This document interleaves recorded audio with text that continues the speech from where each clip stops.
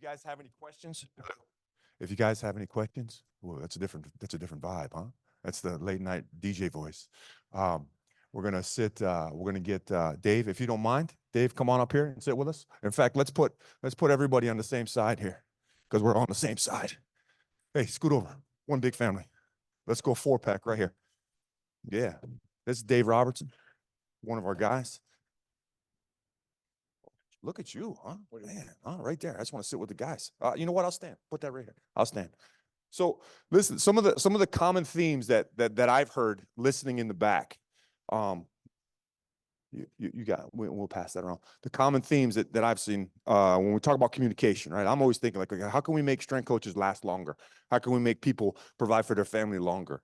And I think the overwhelming, what I heard from my listening space was selflessness, right? Lack of ego, care about other people. And I think that's kind of it's real easy to, it's spring training. We got the schedules that you were talking about. We got 45 different fields and we got 220 athletes, and it can get sped up.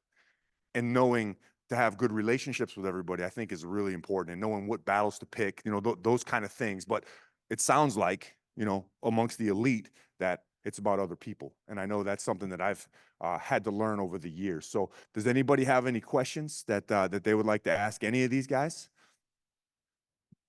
Okay, awesome. It's great participation. Yeah, what pops in your mind? Go ahead. Just real quick, and I didn't actually say the actual words. Leadership capital. I think we build that. Either you build that with your people, or you're actually it's like a currency, right? Like, so what are you?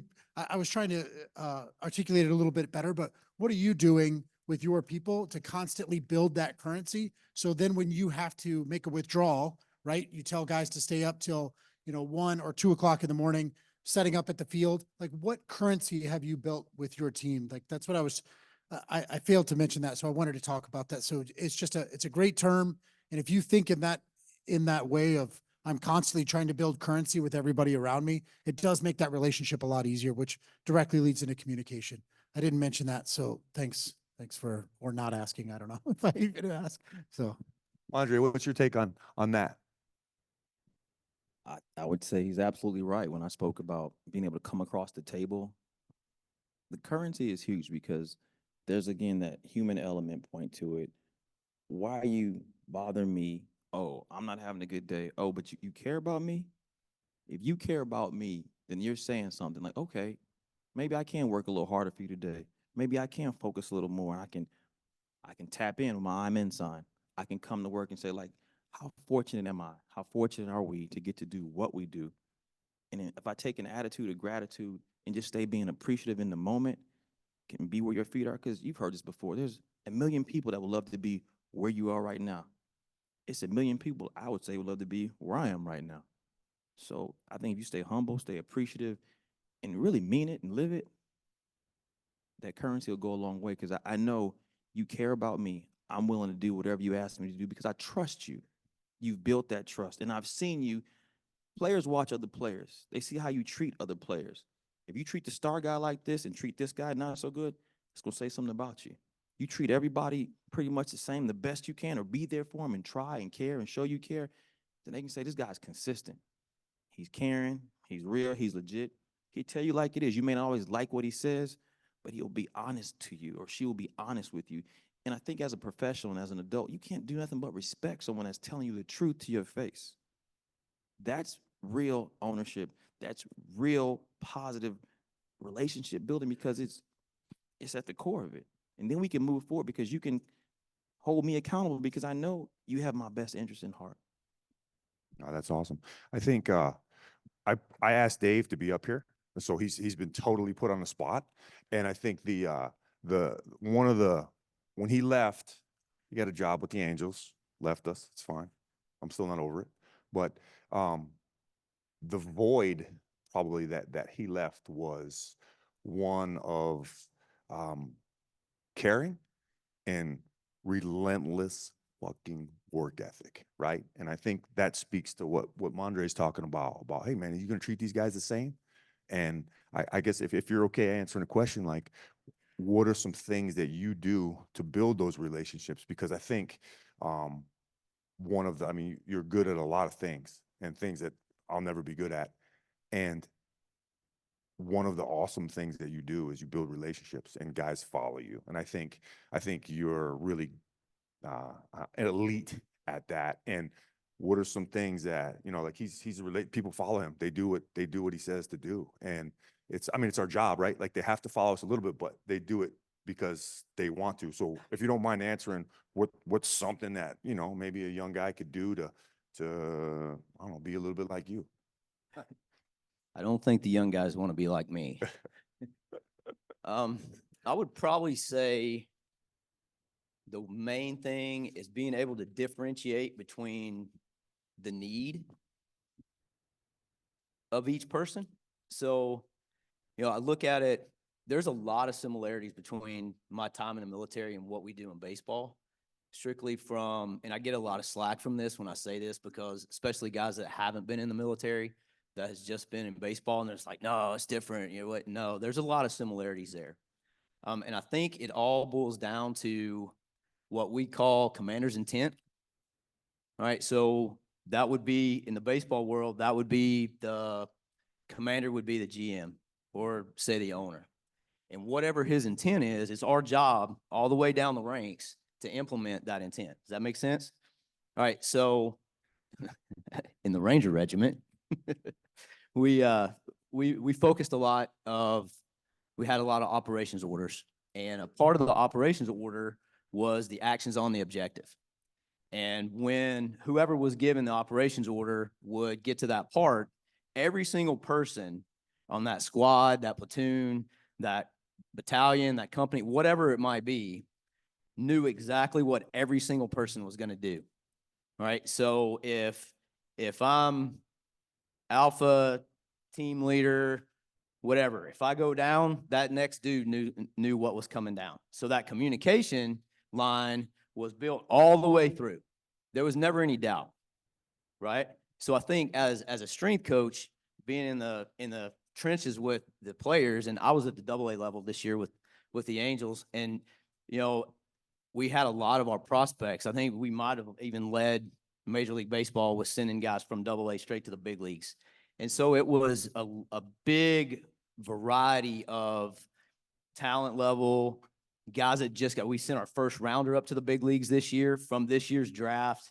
So it's like you got guys that are just getting their feet wet in baseball to a guy that's been a journeyman that's been all the way around. So I challenged myself to be able to pick out, all right, how do I communicate to the kid that just left Florida Atlantic as opposed to a guy that's actually been in the big leagues with several organizations that may be a little bit bitter. And so I think it's like checking my ego a little bit and still staying within what that commander's intent, being it the coordinator, being it the big league strength coach, the head guy, whoever it is, just implementing that plan and being able to differentiate that plan so that the Navy SEALs know what the Army Rangers are doing so that they don't shoot us and we don't shoot them. Does that make sense? Hopefully that helped, Nate. It's awesome. Awesome. You got a question? Anyone? I'm a roaming mic. So my late night DJ voice is here. State your name. I'm David Rack. Sorry, not used to the mic. I know we've talked about ego a little bit. How have you guys developed the skill and like awareness of when your ego is getting in the way and how to check that when you may not have somebody there to help check you? If that makes sense. I'll start it. It's not give it to you. I'm gonna give it a try, then I'll pass to my right. I'll tell you, first you gotta take a deep breath. Take a deep breath. Maybe count to 10, even count to 20. And go back to your principles. Go back to your core of the why, like why you're doing what you do. And again, say like, I know I'm here to serve. So whatever ego I may have, I gotta let it go to be successful, what I'm supposed to do with my role. And it's very easier said than done, whether it's prayer, take a walk, take a deep breath, take a sip of water, find a way to center yourself and say, okay, what do I need to do? How can I do it? Know who I'm dealing with, whether it be like he was referring to the veteran player or a guy that's been traded, a guy a little bit bitter. You got to know their why, their history, so you can help them and just keep trying to care. And even you can take your vocal inflection and just take it down. Maybe talk one-on-one. Don't say, hey, make sure you don't do that. Maybe he can't take that. Talk to him just like this and say, hey, how can I best help you? Just be sincere, be honest up front, and just trust yourself. To control your ego is extremely difficult. It's a skill, and you're going to have to work on it. I have to work on it. I can feel everybody feels the hairs on the back of their neck when they start getting irritated, whether it be in traffic, whether it be at work, like that edge. Start to recognize and feel that. That's your ego coming up. Now, you have to have pride, right, in what we do. You don't show up to the weight room and guess what you're going to do that day because you've already prepped what you're going to do that day. And there's reasons that you've prepped on why we're doing this exercise and why I'm getting to that level, right? So I don't care. Well, you know what? I don't probably know exactly what I'm talking about. There's ego popping out, right? Like, but I would want to break down the season to build towards the end, right? And I don't know exactly in your profession on how that works, but I want to make sure that player knows that I'm going for the long game. And it's strategic, not today. I don't want to make you great today. I want to make you great always. And that is how your ego has to play. When I talked about, hey, all I want to do today is be lethal. I have to say that to myself to control my ego because I have to be supporting, right? So there's a big difference between who's supported in the major league organization, the players, right? You're always supporting them. So now that I've decided that I'm the supporting asset, I'm supporting today, it changes my ego and it changes my whole mindset. That's just what I do. That's my tool. So, but to answer your question, it is very, very difficult to control your ego and to not have it play into your decisions, because the last thing you would want to do is make an emotional decision that could hurt your whole organization, right? So again, just like Dre said, if you don't mind me using, that's a badass good. name, but Mondre. Mine's Brad. Like, what's the thought? But anyways, to step back and say, shit, man, this guy's pissed off. This gal's pissed off down in the office. Maybe it's me. Maybe it's not them. And just saying, all right, let's try to step into their shoes that you were talking about, be empathetic. The answer is it's hard, but you prep and you truly believe that I'm going to do everything in my power to make you great every single day. Because what happens if they go for a month straight and play freaking terrible? They're done. They have no other job. So you start taking that mindset on, and it's real easy to push your ego down. So you're supporting, and then continually work on it. Dave, you want to weigh in? Go on, next question. Really quick. I would say that I always think back. I think we all have egos, right? We're all alpha dogs in here. You know, we all want our weight room run a certain way. We all want our plan implemented a certain way. I get it. But I think back to my papa always told me that there's two types of men in this world, the humble and those about to be humbled. So for me, when my ego starts getting in the way, I can see that I'm about to get humbled some way or somehow. So just know and be aware that your ego is going to surface. It's going to happen because I don't know that we can control it. I think if depending on, you back a dog up against the wall, he's either going to fight or he's going to cower. And the majority of us in here, I would say I would put my money on fighting. And so that ego is going to raise its head. And when it does, I think you got to think about, all right, now what do I need to do? Because I'm about to get humbled some way. It might not happen today, but it's going to happen. I think what I hear in that is like commitment. It's like, what do you want? Like, who can check you? Like, that's a great way to ask that question. And I think what they've all kind of alluded to, like what I'm listening to is like, hey, what are you committed to? Are you committed to yourself and being right? Or are you committed to a player in a long-term game? Are you committed to a relationship? Are you committed to the 4-H's or the C's? You know what I mean? What are you committed to, right? Because what's more important, like kind of like Dave said, doing it everything perfect, or being able to make an adjustment that makes sense that day so that the person can reach the objective for that day, even if it's not the exact objective that you wanted. Maybe they need something different. I'm not sure. Does that kind of give you some direction? Okay, awesome.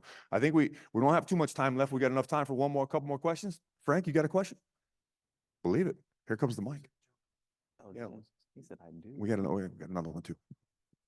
So all the communication tactics and methodologies you talk about, I think work in pro baseball, but the one unique thing that we have in our industry is language barriers. So do you have any tips for our group on when you're trying to communicate with one of your athletes that doesn't speak your language?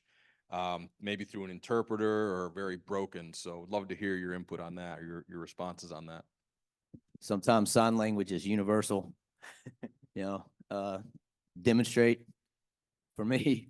And, I think it also goes back to building a relationship. You learn, have somebody that's bilingual to, hey, help me out right here. So now I'm picking up words. For me, that's what I've done.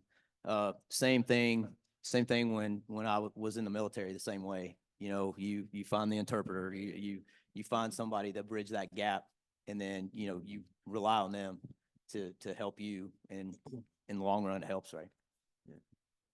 Just to add to what he said, when I was with the Chicago Cubs in our A-ball team, we had a gentleman by the name of Hesop Choi. He spoke zero English. He had an interpreter, like you were saying. So I was speaking through Jerry a lot, but also I would show. So I would show him, and he kind of would pick it up. And he would call me G. It's my last name. He'd always say G. When I got to Michigan State, I had a lot of players from Florida, and the Florida dialect is a little different from Detroit. So I had to learn. They told me, you all know, some of you know this. They said, Dre, we're going to teach you Floridian. And I said, what? But it took a minute, and I had some players from Florida who wouldn't talk to other people. They would talk to me, and I understood how they spoke, and it helped me. And I'm not knocking on anybody or any organization. I knew at the time when Derek Jeter, when he was with the Marlins, he said, let's make sure everybody takes Spanish so that, instead of them coming over here learning English, like let's come across the table and learn to speak Spanish. So however you go about doing it, there's like an app you can learn Spanish, or whatever the language is, but just try to find a way to grow, get outside your comfort zone. I used to tell Carlos Zambrano, tú es correr. We used to run foul poles, and he would say, no. He would say no. But I would get him to run a little bit, and he was always mad at me because he liked to eat cookies, but he's still my guy. So I'm going to have a little bit take. Learn the language. Learn the language. Learn parts of it. Learn the culture. Go to the DR. Go to Venezuela. Go to Korea. Go to Japan and be a part of their culture. Just small phrases have huge advantages. And then when you have an interpreter, don't look at the interpreter. Look at the player, because you're not talking to the interpreter. I want to hear if the interpreter is articulating something. I want to see the person, that movement. Like, are they going like this, or are they just staring? Because they can be paraphrasing, right? Like there's a lot of things there. So when I work with interpreters overseas and I'm working with sources and stuff like that, I'm sitting there, I'm looking at the person. And at the end of the day, I won't even bring the interpreter with me to go train, because I want to figure it out. And as soon as I say learn the language, I don't know shit about Arabic. So I learned Tagalog. So there's a dichotomy there. But Arabic was very difficult for me, but I didn't bring an interpreter when I went and trained. I would go one-on-one and work with them. And that's just a recommendation. Awesome. I think we got time for another one or no? One more? Okay. The boss said one more. You're the lucky guy. Yeah, thank you. Thank you, boss. Thank you very much, taking your time, coming down here and share your experience. It was great. My personal opinion, it's in baseball, like it's getting like a lot of numbers, everything we do, everything baseball does, it's all numbers. And then human element side is kind of, just to push aside. And then it was very, very refreshing to hear from you guys about communication, having great relationship. I still believe that, hey, how you feeling?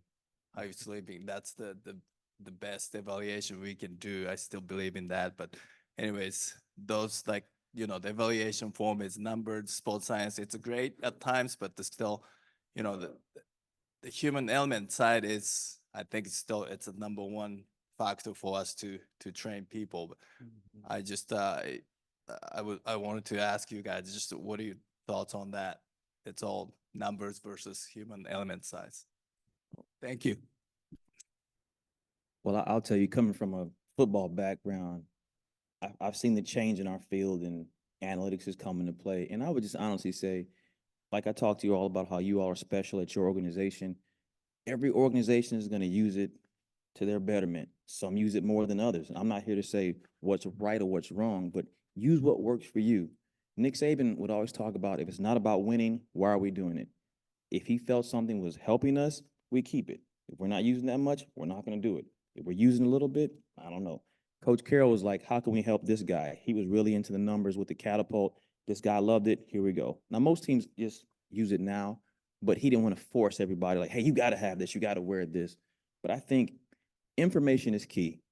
As much information as you can have to make the best decision possible, I think that's a win. But like, again, I'll go back to every organization views and values it differently. The human element at the end of the day, because again, we're dealing with people, that's a huge component of it. I would say trust your gut, trust your experience, your knowledge, your trusted people around you, trust the numbers that you feel are important to you. If they aren't important to you or on this particular situation or whatever, you make a decision. And if you make it the wrong decision, we've all at least made one, learn from it, move on. Are you specifically talking to metrics, like in statistics, right? Like, okay, so I'm not as, I should be more educated if trying to answer this question, but I'll do my best as far as statistics go. Well, very easy to see in baseball, right? Everywhere. StatCast, I can't remember what, is it Fangraphs? Is that one of them? You know what, you guys, I'm not even going to pretend to make up shit. So anyways, when it comes to metrics, when we go out on target, we were metric based. Did you catch the guy or did you not? Did you win or did you lose? That's a very basic metric, right? Now there's other metrics inside as you go out on mission, how many guys you have, how many targets did you go to?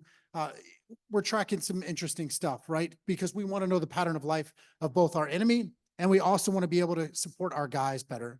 And you can't manipulate metrics for the most part, but you can influence those metrics by on how those relationships that you play into with your guys.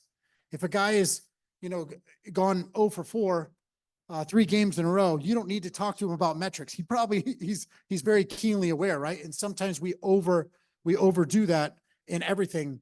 And we go completely metric based, but we need metrics and we have to embrace that, right?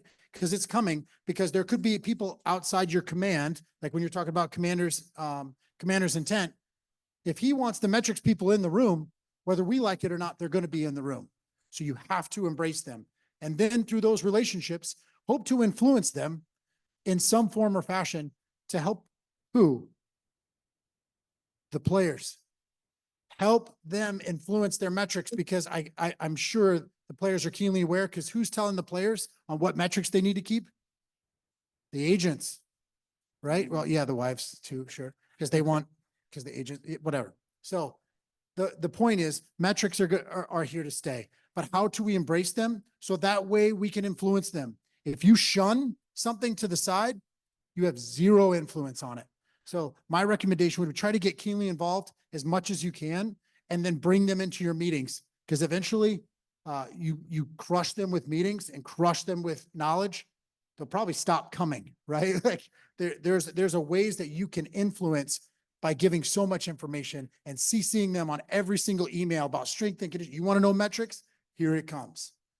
A couple weeks later, they're like, hey, can you stop CCing me on that? Like, no, we are metric attack, right? Like we are going to kick it. And so some ways, there's different ways you can influence by coming up with more unique ways to really establish what I would call a rule of engagement. And if I can establish my rule of engagement, then I can move on to whatever that next step that would be in your guys' development for the players. We're gonna let Dave weigh in, and then we're gonna take a quick break. Go ahead. I was saying, what do you put your trust? And then I would also say that the methods are many, but the principles are few. So as long as we're staying true to what we believe in, regardless of what it is, then I think we're going to be all right. Because at the end of the day, everything works and everything sucks, right? It just depends on who it is. I may be a guy that you can gauge my readiness based on my force plate numbers, but Nate may be a guy that you gauge his readiness by saying, hey man, did you go to bed before 3 a.m.? So it's like having a little bit of feel and differentiation.